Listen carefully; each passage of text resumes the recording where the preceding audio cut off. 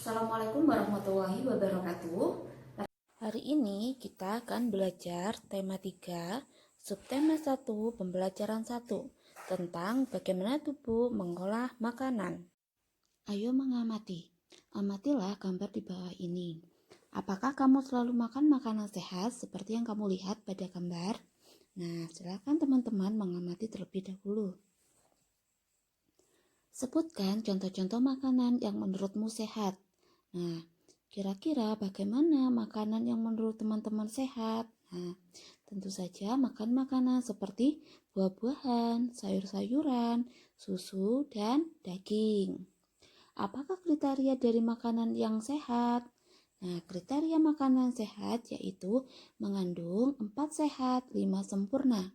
Di dalamnya terkandung vitamin, mineral, protein, karbohidrat, kalsium, fosfor, dan lemak.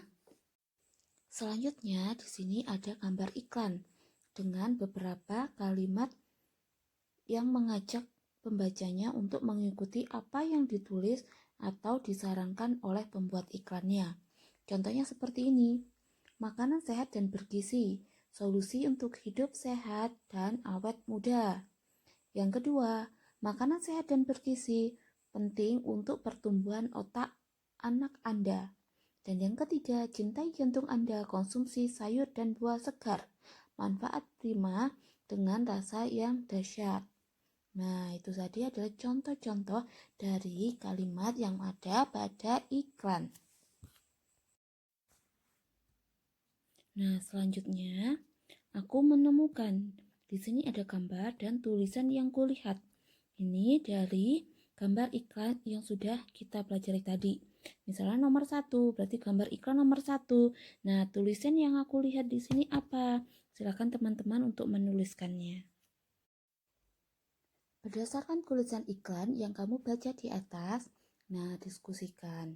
Yang pertama, tentang kata kunci dari iklan tersebut. Yang kedua, ciri-ciri dari sebuah kata kunci. 3, alasan kamu memilih kata-kata tersebut sebagai kata kunci. Nah, kita akan mengerjakannya dalam bentuk peta pikiran.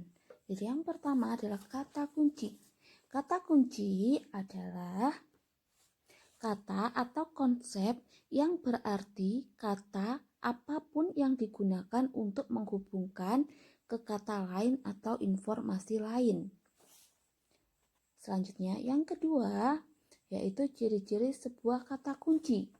Ciri-cirinya yang pertama terdiri dari satu kata atau dua kata yang membentuk frase kata.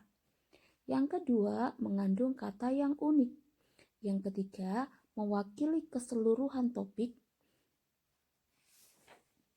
Selanjutnya kata kunci yang aku temukan dalam iklan. Nah, ini dalam iklan yang tadi. Kata kuncinya yaitu pentingnya makanan sehat dan bergizi.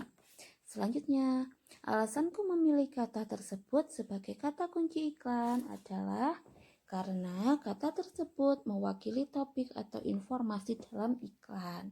Nah, silakan teman-teman untuk membuat kesimpulan. Ayo mengamati. Dengan menemukan kata kunci pada iklan-iklan makanan sehat, kita jadi tahu bahwa masyarakat kita sudah banyak yang peduli tentang pentingnya makanan sehat. Penyempurna makanan sehat adalah susu. Seperti kita ketahui, susu umumnya dihasilkan oleh sapi. Apa yang dimakan oleh sapi hingga dapat menghasilkan susu? Nah, untuk menghasilkan susu, jenis makanan apa yang bisa aku konsumsi? Bagaimana aku mencernanya? Nah, tuliskan hal-hal yang ingin kamu ketahui tentang organ pencernaan hewan dalam bentuk pertanyaan. Bagaimana sistem pencernaan makanan pada hewan ruminansia? Simak penjelasan berikut ini. Hewan ruminansia adalah kelompok hewan mamalia yang biasa memamah atau memakan 2 kali, dikenal dengan hewan memamah biak.